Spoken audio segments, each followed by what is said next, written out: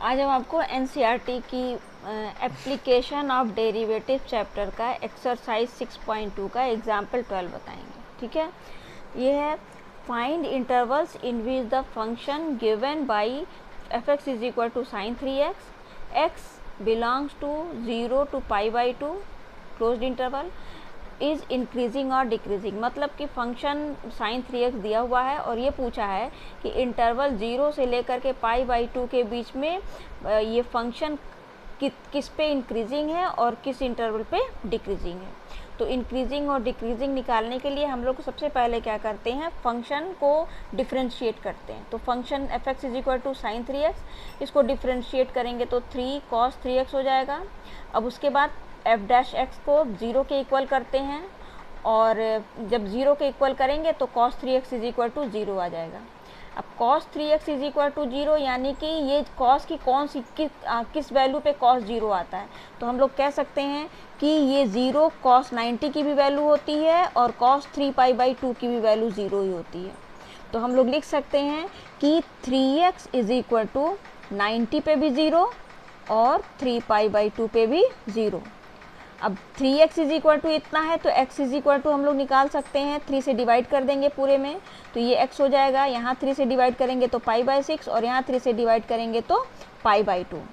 अब इस तरीके से ये इंटरवल गिवन था कि 0 to π/2 में के बीच में हमको इंक्रीजिंग और डिक्रीजिंग निकालना है फंक्शन का। तो 0 to π/2 के बीच में ये जो π/6 है ये इसको दो अलग अलग इंटरवल में डिवाइड कर रहा है। ठीक है, अब हमको इन इंटरवल के ही बीच में बताना है कि फंक्शन किस में इंक्रीजिंग है और किस में डिक्रीजिंग है। ठीक है, तो हम लोग यहाँ पर देखते हैं सबसे पहले 0 to π/6 के में, यानी ये x क्या है, x क्या है 0 से x की वैल्यू 0 से ग्रेटर या इक्वल और π/6 से लेस x ले लेंगे। क्यों? क्योंकि ये x की वैल्यू है, x is equal to π/6 to π/2 है तो x is equal to 0 to π/6 हो गया ये। अब हम लोग क्या करेंगे, 3 से मल्टीप्लाई करेंगे क्योंकि फंक्शन cos 3x है, sin 3x उसका डिफरेंशिएशन किए तो cos 3x हुआ। तो x में 3 का मल्टीप्लाई करेंगे तो इस सब में 3 का मल्टीप्लाई करेंगे तो 3x is greater than or equal to 0 and less than π/2।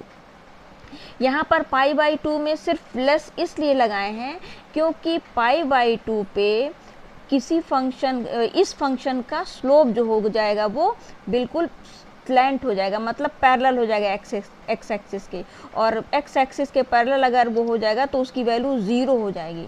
इस वजह से हम लोग सिर्फ लेस लगाए हैं, इसलिए इक्वल नहीं लगाए क्योंकि इक्वल पे π/2 हो जाएगा और π/2 पे ना तो फंक्शन इंक्रीजिंग आएगा और ना ही डिक्रीजिंग, और हमें इंक्रीजिंग या डिक्रीजिंग निकालना है इसलिए π/2 के साथ इक्वल नहीं लगाए, सिर्फ लेस लगाए हैं। ठीक है, तो अब देखिए यहाँ पे, अब यहाँ पर देखो 3x जो है 0 to π/2 है, यानी कि ये फर्स्ट क्वाड्रेंट में है और फर्स्ट क्वाड्रेंट में cos की वैल्यू पॉजिटिव होती है, यानी कि f डैश x की वैल्यू क्या हो जाएगी, पॉजिटिव, यानी 0 से ग्रेटर हो जाएगी तो फंक्शन क्या हो जाएगा, इंक्रीजिंग। क्योंकि अगर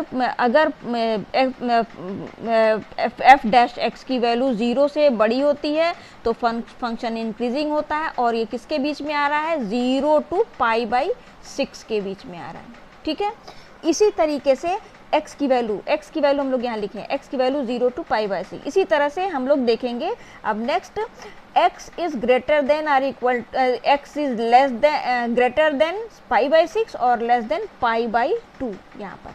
ठीक है, इसमें भी 3x की वैल्यू, फंक्शन 3x के फॉर्म में है तो ये 3 का मल्टीप्लाई कर देंगे, 3 का मल्टीप्लाई करेंगे तो आ जाएगा π/2 3x ग्रेटर देन π/2 और लेस देन 3π/2। ठीक है, यहाँ पर भी ठीक वही काम है, π/2 और 3π/2 में इक्वल नहीं लगाए हैं, केवल यहाँ पर भी लेस है और यहाँ पर ग्रेटर है।